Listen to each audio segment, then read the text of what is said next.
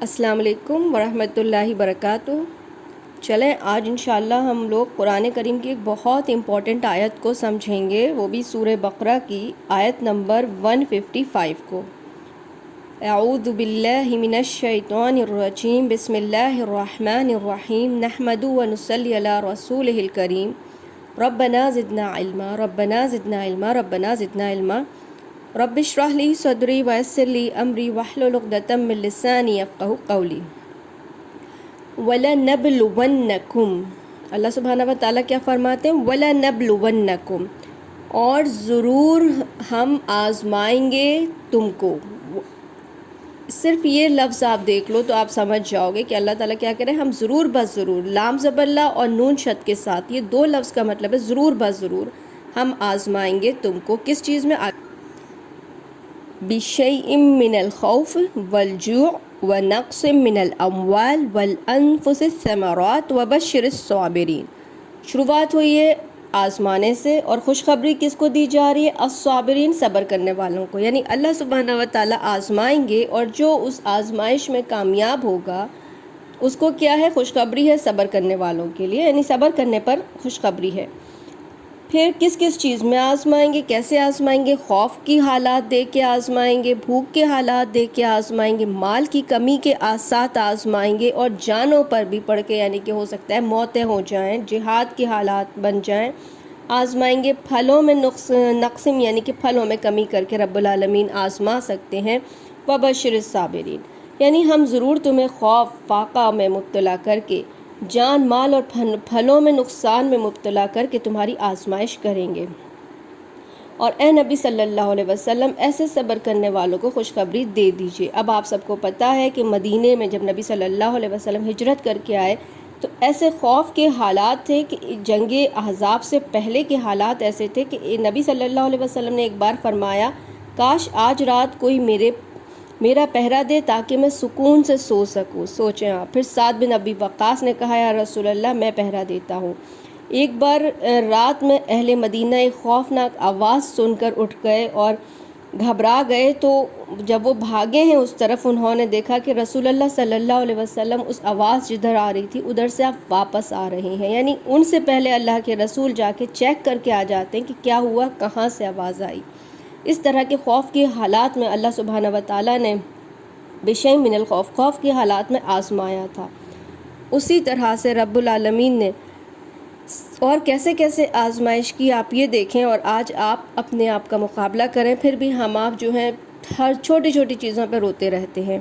اور رب العالمین مطلب یہ ہے کہ دیکھیں کہ سیدنا ابو ہریرہ فرماتے ہیں کہ صفہ میں 70 آدمی ایسے تھے جن کے پاس چادر تک نہیں تھی، صرف فقط ان کے پاس تہبند ہوتا تھا یا کمبل ہوتا تھا جس سے وہ اپنی گردن سے باندھ لیا کرتے تھے۔ پھر بی بی عائشہ کی فرماتی ہیں کہ انہوں نے اپنے بھانجے سے فرمایا کہ ہم پر ایسا وقت بھی گزرا ہے کہ ہم ایک چاند دیکھتے، دوسرا دیکھتے، تیسرا دیکھتے، یعنی 2 مہینے آپ کے گھر میں آگ نہیں جلتی تھی، ایسے فاقے کی حالات ہوتے تھے۔ اور ان کی زندگی کس چیز پہ بسر کرتی تھی؟ 2 کالی چیزوں پر، یعنی کھجور اور پانی پر۔ پھر انصاری صحابہ جو تھے، پڑوسی جو تھے، وہ بکری کا دودھ تحفے کے طور پر بھیجا کرتے تھے جس سے آپ کی زندگی چلا کرتی تھی، تو پڑوس سے آ جاتا تھا، وہ پی کر کٹتی تھی زندگی۔ سوچیں، یہ ہمارے رسول اللہ صلی اللہ علیہ وسلم اور صحابہ اکرام کی زندگی تھی۔ پھر سیدنا ابو ہریرہ فرماتے ہیں کہ رسول اللہ صلی اللہ علیہ وسلم کی آل پر آپ کی وفات تک ایسا زمانہ نہیں گزرا کہ انہوں نے مسلسل 3 دن پیٹ بھر کر کھانا کھایا ہو، اور ہمارے تو فریج بھرے پڑے کھانوں سے۔ اللہ ہمیں معاف فرمانا رب العالمین۔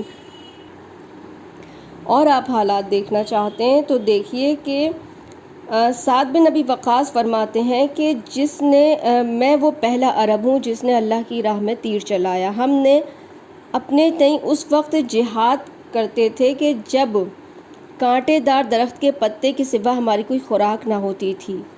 اسی طرح سیدنا ابو موسیٰ اشعری فرماتے ہیں کہ ہم 6 آدمی رسول اللہ صلی اللہ علیہ وسلم کے ساتھ ایک لڑائی کو نکلے۔ سواری کے لیے ہم سب کے پاس ایک ہی اونٹ تھا، باری باری ایک پر سوار ہوتے، چلتے چلتے ہمارے پاؤں پھٹ گئے، میرے پاؤں پھٹ کر ناخون گر پڑے، اس حال میں ہم پاؤں پر چتھڑے لپیٹ لیتے اور اس لیے اس لڑائی کو غزوہ ذات الرقاع یعنی چتھڑوں والی لڑائی پڑ گیا تھا۔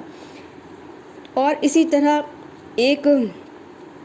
ایک جنگ میں عبید اللہ انصاری صحابی تھے، یہ اپنے ساتھیوں کو لے کے گئے۔ جب ان کا کھانا ختم ہو گیا تو انہوں نے کہا جس کے پاس جو ہے سب جمع کرو، سب کو جمع کیا تو وہ جمع ہو کے صرف 2 تھیلے بنے اور یہ سمندر کے کنارے پر نبی صلی اللہ علیہ وسلم نے بھیجا تھا۔